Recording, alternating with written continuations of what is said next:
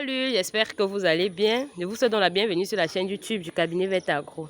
Notre plat quotidien, c'est l'agro-pastoral. Nous vous donnons donc des conseils au quotidien. Nous partageons avec vous nos expériences sur le terrain, même nos connaissances en littérature. Et puis ensemble, donc, nous pouvons donc les profiner pour avoir des idées un peu plus claires. Donc tout ce qui nous passe par la tête en agro-pastoral, nous partageons avec vous.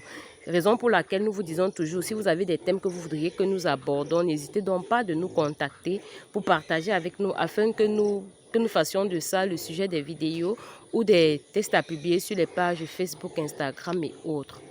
Alors, je vous souhaite déjà d'y rester pour ceux-là qui souhaitent se lancer dans le secteur agro-pastoral ou même pour ceux qui sont déjà lancés. Vous rencontrez certainement des difficultés ou vous aimeriez vraiment avoir une idée plus claire de ce secteur. Alors, abonnez-vous et activez la cloche de notification. L'élevage porcin, aujourd'hui, j'ai la chance d'être dans une ferme intégrée. Ils font dans l'élevage porcin et l'élevage des poulets de chair. En haut, vous pouvez voir le bâtiment de poulets de chair. Et ici, le bâtiment d'élevage de porc. L'élevage de porc prend vraiment de l'ampleur dans notre contexte.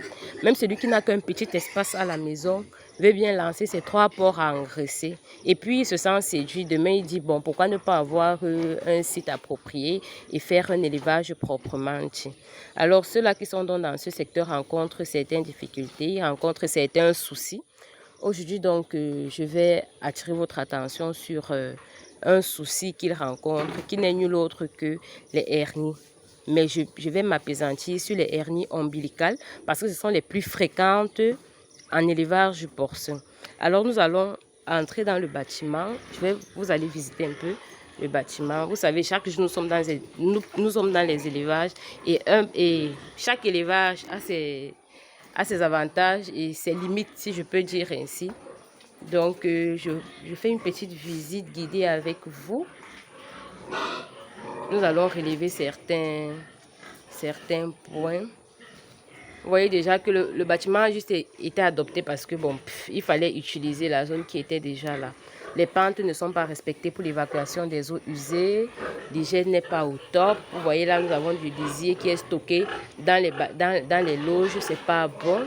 Vous avez déjà des loges défectueuses qu'il faudra arranger.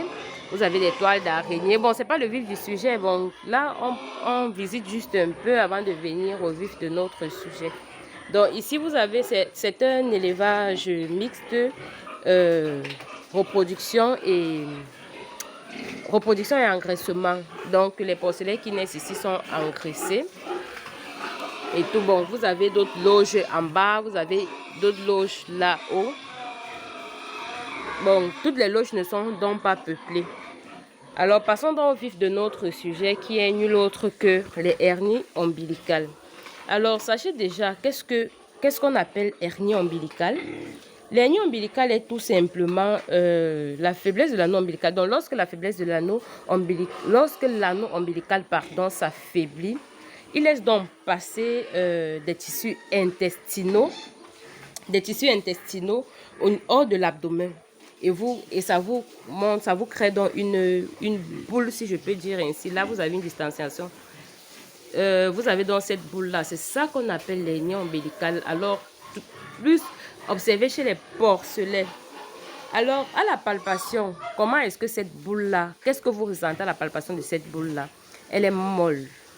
Et vous pouvez, avec la main, renvoyer le contenu dans l'abdomen. Il ne faut donc pas confondre cette boule-là avec un abcès. Parce que vous pouvez avoir un abcès ombilical, ce n'est pas la hernie. L'abcès sera un peu plus dur. Pourtant, la hernie, elle est molle. Alors, qu'est-ce qui peut causer les hernies chez vos porcs? Quels sont les facteurs qui causent, oui, quels sont les facteurs à risque? Alors, nous avons tout d'abord tout ce qui peut fragiliser les tissus de la peau du ventre et de l'ombilic. Tout ce qui peut donc fragiliser ces tissus. Généralement, ce sont des actions que nous faisons lors des mises bas, des actions qui ne sont pas vraiment appropriées lors des mises bas, qui peuvent donc vous entraîner du relâchement des tissus au niveau du ventre et de l'ombilic, qui vont donc vous créer le passage, qui vont faire en sorte que les intestins passent et vous créent donc cette bosse-là. Vous voyez, dans cette loge, nous avons 2 porcelets qui en ont. Nous avons celui que nous avons d'abord filmé tout à l'heure et celui qui est debout.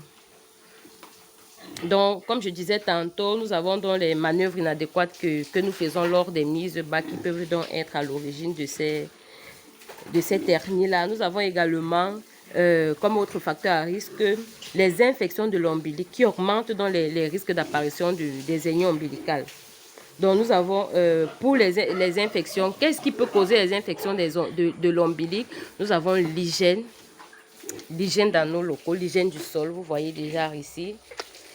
Ça laisse à désirer en fait. Donc nous avons l'hygiène déjà du sol. À côté de l'hygiène du sol, nous avons la qualité du sol, le type de sol en fait.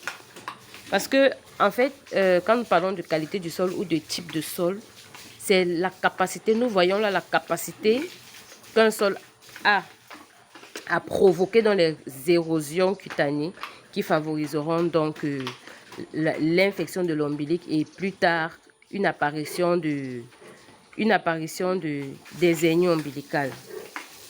Et nous pensons également que lorsque le cordon ombilical ne cicatrise pas rapidement, nous avons également des risques d'apparition parce que ça peut également causer des infections. Donc, en plus des facteurs qui fragilisent, il existe également des éléments qui augmentent la pression abdominale chez les porcelets, comme par exemple la constipation. Maintenant, qui dit constipation, pense donc à l'alimentation. Nous vous disons toujours que l'alimentation est très importante. On ne jongle pas en alimentation, en fait, que ce soit en élevage de peau ou quoi que ce soit. Mais aujourd'hui, nous sommes en élevage de peau et nous parlons des hernies ombilicales. On ne jongle pas en alimentation. Donc, sachez que si votre aliment ne répond pas aux besoins de l'animal, vous pouvez donc avoir des risques d'hernie ombilicale. Mais maintenant, une fois que vous avez des hernies ombilicales, quelles sont donc les conséquences que vous pouvez avoir? Vous enregistrez des retards de croissance. Vos animaux même ne sont pas beaux. Regardez par exemple celui-là. Vous avez des retards de croissance. Vous n'avez pas d'animaux esthétiques. Donc vous avez des pertes directes et des pertes indirectes. En plus de ça également, à côté donc des conséquences qui peuvent causer les hernies ombilicales, nous pouvons parler du traitement. Quel est le traitement que nous pouvons mettre en place lorsqu'un porc est atteint d'hernie ombilicale? Le traitement est un traitement chirurgical qui a un coût. Pourtant, l'élevage en lui-même est une activité économique. Lorsque vous vous lancez dans l'élevage des porcs, c'est pour vous faire du bénéfice, c'est pour couvrir certains de vos besoins, c'est parce que vous avez des visions longues. Alors, essayez donc d'évaluer le prix de revient de ce porc en incluant donc le coût de la chirurgie pour éliminer cette hernie ombilicale. Et vous voyez donc le bénéfice que vous pouvez dégager. Donc, il y a déjà cet aspect économique où vous allez enregistrer des pertes. Et à côté de cela également, ça vous laisse toujours une petite cicatrice, si je peux dire ainsi. Donc, ce que nous conseillons généralement, c'est de reformer cet animal, carrément, c'est de reformer cet animal-là. Alors, j'espère que vous avez appris quelque chose aujourd'hui.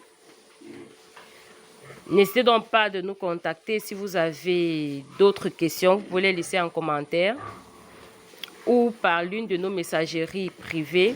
Nous sommes là pour vous car notre slogan est « Ensemble, nous allons construire l'Afrique avec l'agropastoral ». Et n'oubliez surtout pas qu'en commentaire, en description de toutes nos vidéos, nous laissons dans le lien d'enregistrement pour tous vos besoins en poussin d'un jour, que ce soit dans la région du littoral ou dans la région du centre. Alors, à la prochaine vidéo. Ciao!